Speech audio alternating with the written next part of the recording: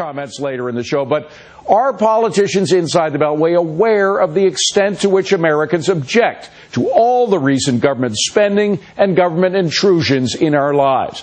Well, one man who clearly is aware of the discontent is Ron Paul. He has been fighting against government intrusion for some time now, and he joins us. Good to see you, Congressman. Thanks for being here. Thank you, David. Nice to be with you. So, do you feel somewhat vindicated by yesterday's elections?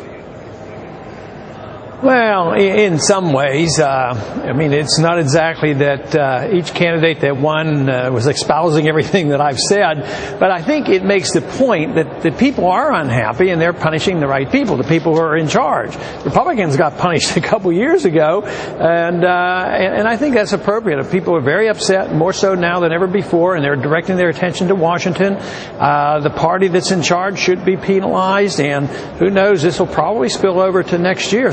So I think it's very good. It's a good trend, and hopefully the Republicans have learned a lesson so that if we do get another chance, we do a heck of a lot better job than we did when we got control before. But frankly, it is business as usual for some politicians. I mean, beyond what Nancy Pelosi said, I understand the Senate just passed a bill to extend unemployment insurance, but tucked very secretly inside that bill was an extension of the $8,000 credit for first home buyers, which had some real questionable results a couple of months ago. Some people saying didn't do anything except spend more taxpayer money.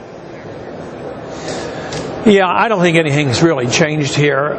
If they had a concern about our problems and thinking it was related to government spending, why would they offer up all these new programs, you know, this $1 trillion medical package?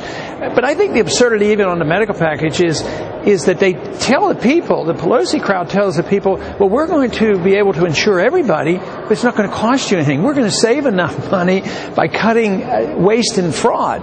Well, when the American people see that, whether they're conservatives or liberal, I don't think they buy into that. I think they lose credibility on this. But no, it's business as usual, whether it's spending and borrowing and printing money. And I'm on the Financial Service Committee. It seems like just on a daily basis, all it is that the solution is if we just had more bureaucrats to protect us against all these bad investments, but never asking the question, well, why are people encouraged to make bad decisions? Does it have anything to do with monetary policy? No, that's not really ever discussed. Incentives, you know, you put your finger on exactly the point. They don't understand that if you increase tax rates, people may decide to make less money or hide their money, and maybe they won't get the $400 billion they hope to get from new taxes to fund health care. Yeah, there's always an unintended consequence that they haven't anticipated. They don't see much past their nose. And whether it's domestic policy or foreign policy, I think the unintended consequences of government policies are unbelievable. Mises, the great Austrian economist, said every time the government has an intervention in the marketplace for a so-called good reason, it creates two new problems.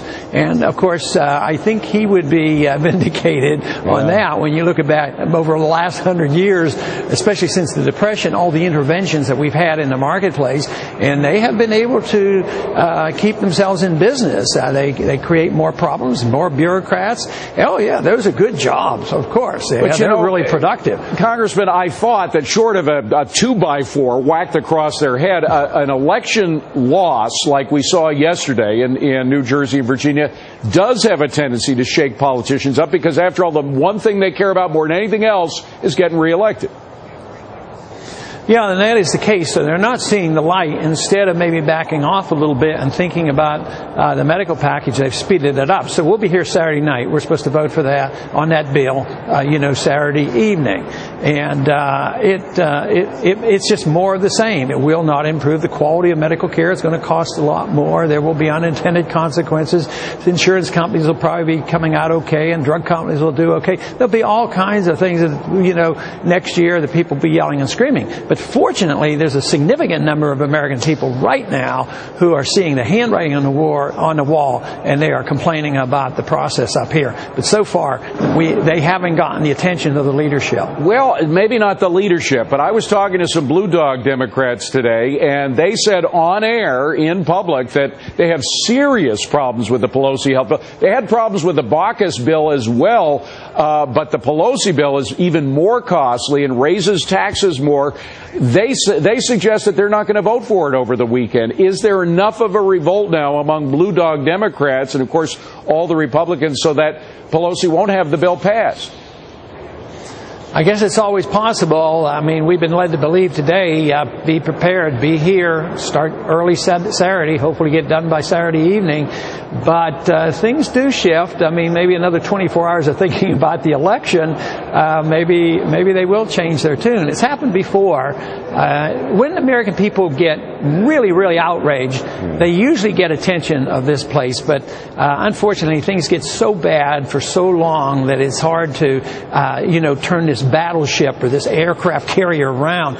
We can make efforts, but it is a major problem to reverse the trend because, quite frankly, as much as I'm opposed to all this spending and inflating, to stop it in its tracks and turn it around, there are going to be some people who aren't going to be very happy with this. But if we continue this process, then we're going to have a bankruptcy which will be manifesting itself in a dollar crisis, and that's what I'm concerned about. Is these policies that we're following is going to lead to the destruction of our dollar? And I think right now today we've noticed that even gold is signaling maybe some significant inflation ahead. Oh, it sure is. There are a whole lot of signs of inflation ahead. But one other big spending bill, of course, is cap and trade. A little later on in this program, we're going to be talking about Al Gore and how much money he's making from certain carbon credit deals that he's involved with. But I am told by some people inside the Beltway that cap and trade is a dead deal for this year at least. Are you hearing the same thing?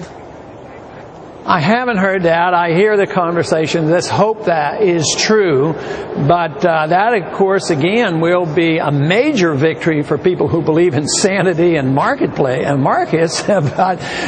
there's still a lot of pressure. The greatest hoax I think has been around in many, many years, if not hundreds of years, has been this hoax on the environment and global warming. You notice they don't call it global warming anymore. No. It's because it's getting cooler. It's weather control. Yeah, it's getting cooler. You can't call it global warming anymore. But it is a monster, and sometime they're going to have to say, hey, why hasn't the economy improved itself? We pumped in all, the Krugmans of the world. Well, you just didn't do enough. Right. Trillions of dollars from the Fed and $800 billion from the Congress. Well, sure, it's working. You just need more. Someday people will come to their senses, but probably not this week yet. Well, I got to ask you one final question, because you have had some success in getting transparency. People behind you voting for transparency in the Federal Reserve. Are there other issues on which you have been sort of the lone voice in the wilderness where people are finally coming in and joining you? Well, I think on the fiscal policies of just voting against some of the spending, I think the sentiment is there, but they don't quite grasp what I'm doing on the House floor, because I vote for anything that has money in it, every nickel, unless you pay for it, not by taxes, but by cutting someplace else. So if there is a program that we want to do, we should cut it from someplace else. I get a lot of sympathy for this and say, you're right, and we should do this. But I don't think the votes have changed significantly. I do think the Republicans are voting better, and I kid the other Republican. I said, are you guys voting with me now, or am I voting with you? But we are voting together more so than we did when the Republicans were in charge of spending the money. Yeah. And you do have some Blue Dog Democrats with you as well. Congressman Dr. Ron Yeah, that's Paul, right. That's good. Great to see you. Thank you very much for being here. Thank you, David. So was last